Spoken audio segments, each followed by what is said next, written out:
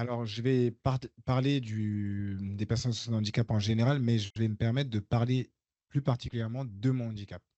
Donc, il y a eu la loi de 2005 qui incite les entreprises à embaucher au moins 6% de leurs salariés qui sont en situation de handicap.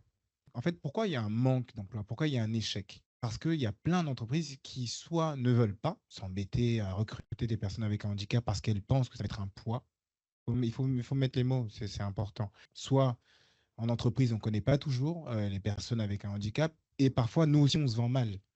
Parfois, on n'ose pas. On a parfois ce complexe de se dire, tiens, est-ce que j'irai postuler demain? Si je veux postuler, comment on va m'accueillir? Est-ce que je vais... C'est pas évident quand on intègre une entreprise. Moi, par exemple, j'intègre votre entreprise aujourd'hui.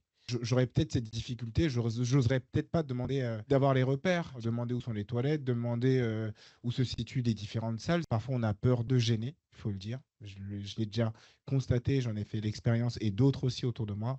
On a peur de gêner, on a peur de faire peur aussi parce que le handicap fait peur, très souvent. Le handicap visuel fait peur, mais pas parce que les gens, ça ne les intéresse pas, mais parce qu'ils ne connaissent pas. Donc, c'est aussi à nous de vous dire comment vous devez fonctionner avec nous et comment on doit fonctionner ensemble. Donc, on doit postuler, on doit se vendre, on le fait peu, et on doit aussi vous dire nos compétences.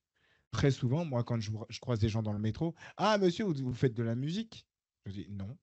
Ah bon, mais pourtant vous. Et il me regarde, je sais qu'il me regarde dans les yeux, mais pourtant non, je fais pas de la musique. Ah bon, mais quand on voit pas. Oui, mais d'accord, mais il n'y a pas que ça.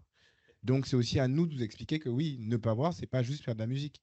Tu peux faire autre chose. Tu peux aller sur l'ordinateur. Il y a plein d'outils technologiques aujourd'hui adaptés et accessibles.